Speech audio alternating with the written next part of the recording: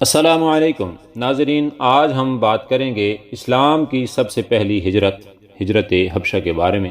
ہم جاننے کی کوشش کریں گے کہ ہجرت حبشہ کے اسباب کیا تھے اور کتنے مسلمانوں نے حبشہ کی طرف ہجرت فرمائی۔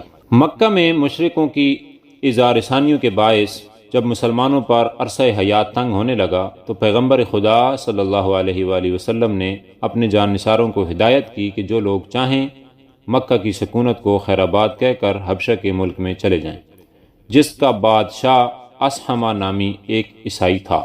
عرب کے لوگ حبشہ کے بادشاہ کو نجاشی کہتے تھے۔ حبشہ کا یہ شاہی خاندان حضرت سلیمان علیہ السلام اور ملکہ سبا کی نسل سے تھا، جو کوئی 800-900 سال قبل مسیح کے وقت سے اس وقت ملک پر حکمرانی کرتا چلا آ رہا تھا۔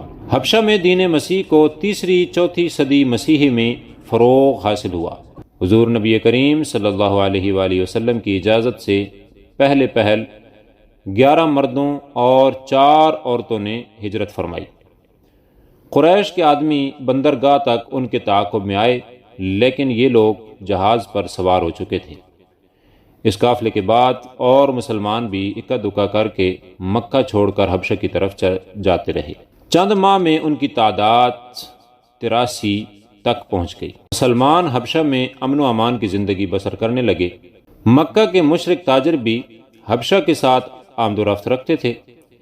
انہیں مسلمانوں کا یوں چین سے بیٹھنا گوارا نہ ہوا، چنانچہ مشرکین مکہ نے نجاشی کی خدمت میں وفد بھیجنے کا فیصلہ کیا تاکہ نجاشی کو مسلمانوں کی طرف سے بدظن کرنے کی کوشش کی جائے۔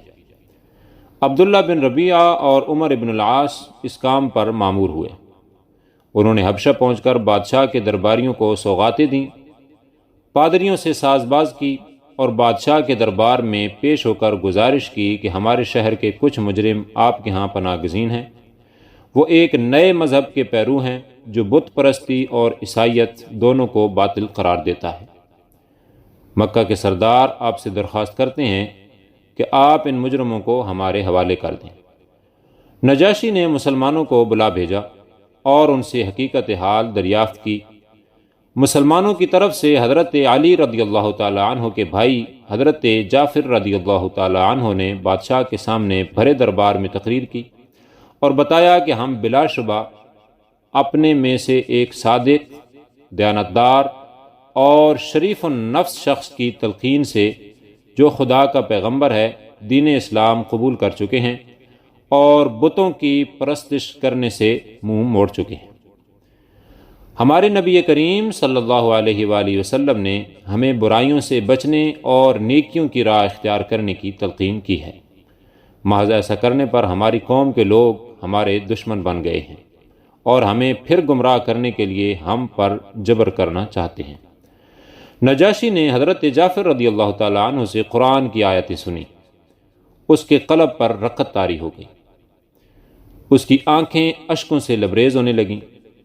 جب اسے سورہ مریم کی وہ آیات سنائی گئیں جن میں حضرت عیسیٰ علیہ السلام کی پیدائش، زندگی، پیغمبر اور ان کے روح اللہ اور کلمت اللہ ہونے کا بیان آیا ہے، تو نجاشی نے کہا کہ قرآن فی الواقعہ خدا کا کلام ہے۔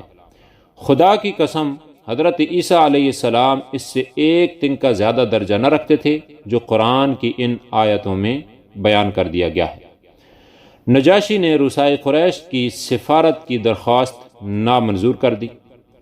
مسلمان مہاجر امن اور چین سے حبشہ میں رہنے سہنے لگے۔ حبشہ کی طرف پہلی ہجرت رسول اکرم صلی اللہ علیہ وآلہ وسلم کی بعثت کے 5ویں سال رجب کے مہینے میں پیش آئی۔ اگر آپ کو ہماری یہ ویڈیو اچھی لگی ہے اور آپ اس طرح کی مزید ویڈیوز دیکھنا چاہتے ہیں تو ہمارے چینل کو سبسکرائب کر لیں اور بیل آئیکن کو بھی دبا لیں تاکہ ہماری آنے والی ہر ویڈیو آپ تک پہنچ سکے۔ تب تک کے لیے اجازت دیجیے۔ اللہ حافظ۔